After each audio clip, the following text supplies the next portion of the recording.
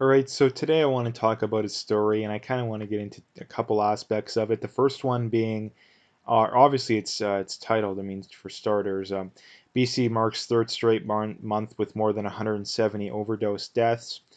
So the first thing I wanted to point out is, at what point are we going to admit, at least as society as a whole? I think there's a pretty good percent of the population that's well aware of this, but I'm talking about the clear majority of the population. When are you going to admit that this whole virus situation is not something we should be so paranoid about? Like BC, I think has had around 200 people die of the virus, and yet they've had almost as many people that are dying of drug overdoses every month. So, like I say, at what point are we going to recognize that there's bigger fish to fry here? Like, at what point?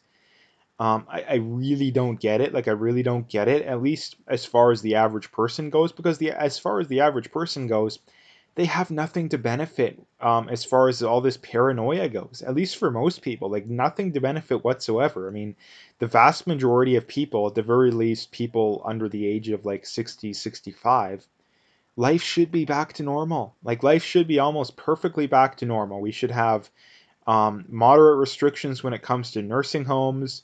Um, we should have, people who have, comorbidities probably should be relatively concerned, but aside from that, everybody should be back to normal. Like everybody else should be back to normal. We shouldn't have all this paranoia going on when it comes to schools. Like it's just, like I say, it's just sheer paranoia. Like, and again, the argument that they make is, oh, we got to save lives, but yet there's clearly other things that are killing a lot more people. So that's the first point I wanted to point out. And then the next point I wanted to point out is, um, I don't think that the incredibly soft on drugs way of going about this has worked. I mean, the whole safe. I mean, for starters, I think that the idea of safe injection sites is kind of an oxymoron, because that's like saying, safe cigarette use, or safe, the whole point being is that, safe obesity, like, or healthy obesity, or that kind of stuff. Like, again, it's kind of an oxymoron, right? Because um, last I don't think there. I mean, I guarantee you there isn't anybody overdosing on marijuana. Like, these people are all overdosing on the hard drugs, right? So personally, my belief is, I do have the best of both worlds. The problem is that, on one hand, the majority of people want to decriminalize drugs, and not to mention a lot of people want to legalize drugs, which I'm perfectly fine with. I would want to legalize drugs. The problem is that you can't have a system, on the flip side, that encourages irresponsible people to continue to be irresponsible.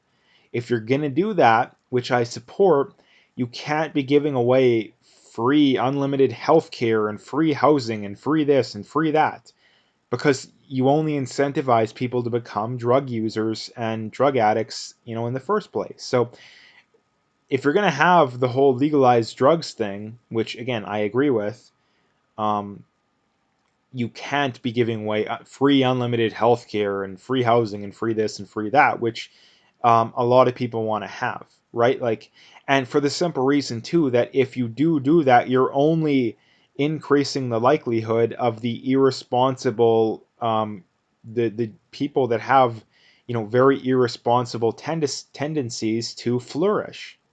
Because at this point, let's say you're someone who's more prone to being addicted to drugs, but you're younger. Well, if you know that there's no free healthcare, at your whim, and there's no free housing and free this to take care of you if you become addicted to drugs, people are going to be less likely to do it in the first place. So that is the solution. Now, the problem is that you're never going to convince the majority of the people to do that, which is why I don't think the problem will ever be fixed.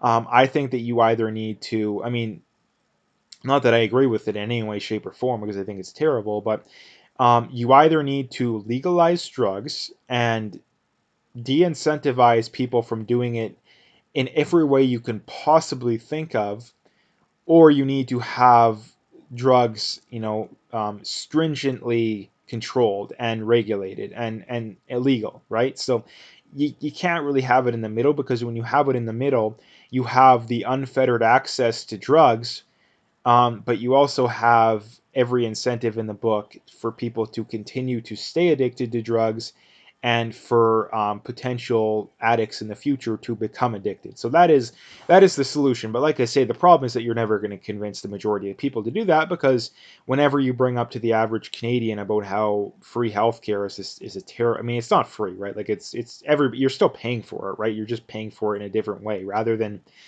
getting a bill for it, you get a bill that you don't actually see, right? Like if your employer was, skimming $100 a month off your paycheck, um, you're not, and using it for whatever, you're not getting whatever it is for free. You're still paying for it, right? So people think that, because you're indirectly paying for it, that means it's free, but in reality it isn't. So, and not to mention too, a lot of it is being paid for through debt. So not only are you paying for it, but you're paying interest on it, right? So there's so many problems with the way our healthcare system is done that it's not enough to get into one video. But the main point being is that if they want to reduce this number, number one, I think you should legalize drugs. But on the flip side, you have to have every incentive in the books to where if someone does become addicted to drugs, it's like, hey, you're on your own.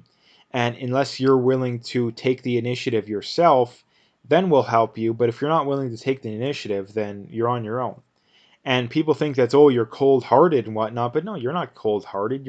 You're living in reality, right? Like, we don't have unlimited amounts of money and time to help everybody, right? Like, it's not realistic. If we had unlimited money and unlimited time, yeah, I'd be all for it. But that's the problem, is that you're not. Like, the only way the socialist healthcare makes sense is if you can actually come up with a way to realistically pay for it without having to tax people massively high, and actually give away unlimited amounts without forcing people to work, and like I say, actually be able to pay for it, right? But that's not the problem. That's not the problem. The problem is that um, when you have a socialist anything, the amount of people, because to have a socialist system, you need a small group of people who put in disproportionately, like tens of times, oftentimes even hundreds of times more into the system than they're getting out.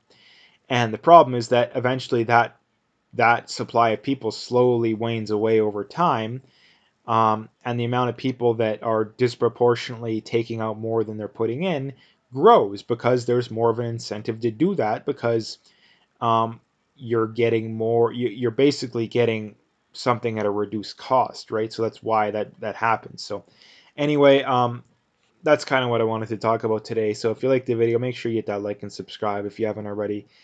Make sure you follow me on Twitter, on BitChute, and on Parler. All those links are in the description, so you can find them all there.